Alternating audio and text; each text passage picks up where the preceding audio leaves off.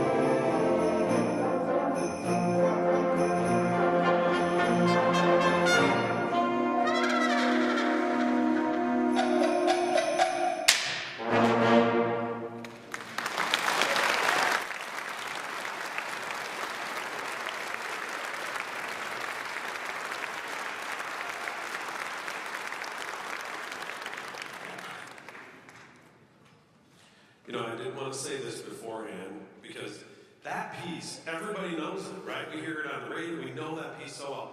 And I'm just going to tell you, it is stinking hard to play. It is a hard piece for band students to play. It's in really weird keys, and our clarinets and flutes and alto saxophones and trumpets always look at me like, why are you doing this to us? Especially the clarinets. It's a really, it just fits funny on the fingers for them to play. And this group, they just embraced it and went after it and did a really fine job. They've been doing that all year as well. Just super proud of this group of kids as well. And I want to mention that that's a hard piece. And I don't want to say it before, because I wanted you to enjoy it and then not have that in your head. But I think they did a great job. So thank you for that.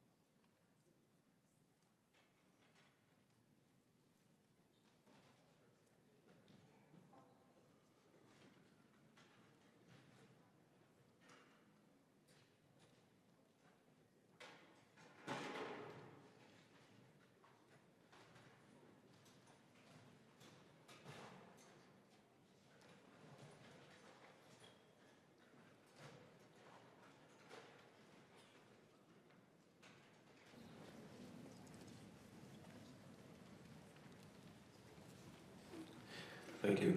The jazz band behind me here hasn't had a performance yet. This is their premiere performance this year, which is always a fun thing to do. We start from like super basic stuff like, what is F? Is one of the things we talked about this year on one of the pitches, and we just focus on like breaking music down and then like building it right back up to a point where they're really thinking about music in a very different way and beginning to improvise and play music from within their own brains instead of just reading off pages. So you're going to hear a bunch of improvised solos tonight, and that's really the key to the instruction, is improving it at improvisation as they go. We're going to begin with a blues tune. This one's by Red Garland, the great piano player for Miles Davis. It's called Blues by Five.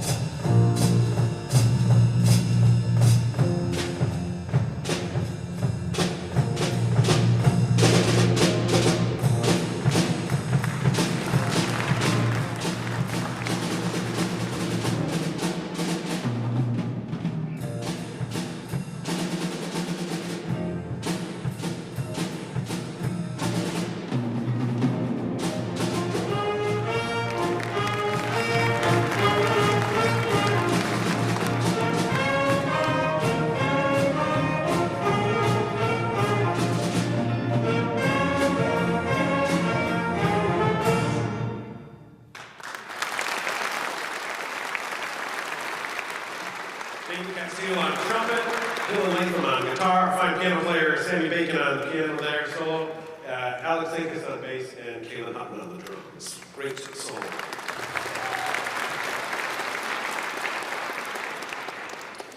Herbie Hancock is alive and still plays and tours. He's one of the coolest. He's probably 84 years old, something like that. He began playing professionally at the age of 8. And is one of the last living jazz icons from the earliest days of jazz. He started playing with Miles Davis in the 60s. And continues to play and tour. Lucky enough to see him a couple years ago. You might recognize him because he's playing a guitar almost exclusively now. So it looks like a guitar, but it's keyboards. Pretty impressive.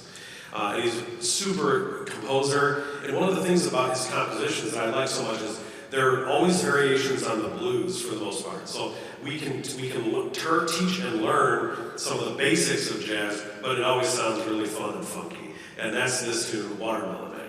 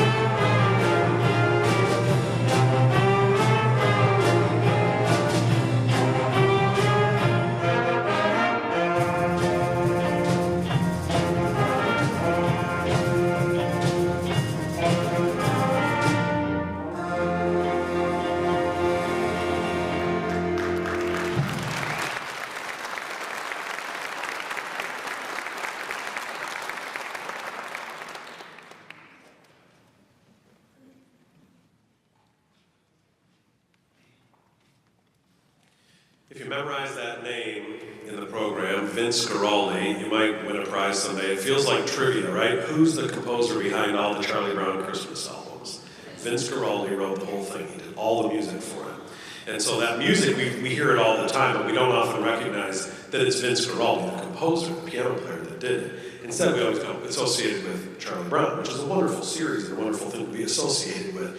But given Vince Guaraldi his due, this time of the year wouldn't be the same without the jazz that he made and the ways that he made it. So we want to honor that tonight with a little bit of our tribute to his music. Christmas is Coming.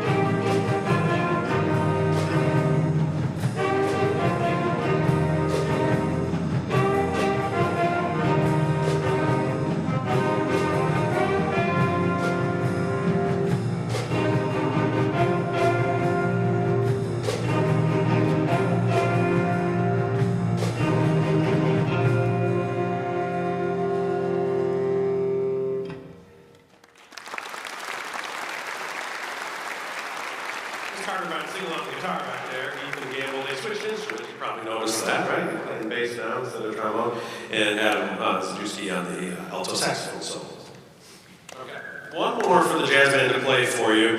And I'm not going to say, I'm guessing at the end of this, if you're a certain age, you're going to know, you're going to be able to yell back something at me. Okay, this is the trivia question. But we're paying tribute to the late, great Quincy Jones, who passed away just a few weeks ago. One of my musical heroes, and if you look at his legacy, he began playing jazz with Count Basie's orchestra. And then when he was in his 60s and 70s, he was producing Michael Jackson albums, hip-hop albums. He kept working until basically he passed away. And this tune is one of his most recognizable, even if you don't recognize the name. This is the Street Beat.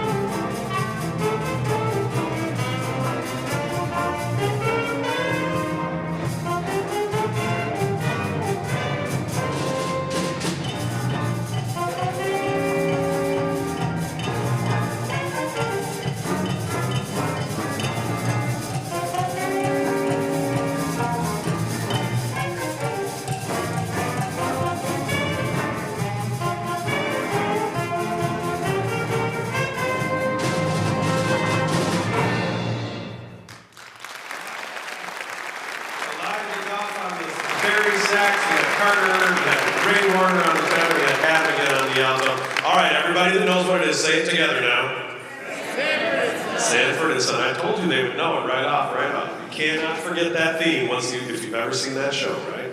That is a great one. All right, we've got a couple more numbers for you here this evening. We're going to bring the percussion ensemble out now to play a tune.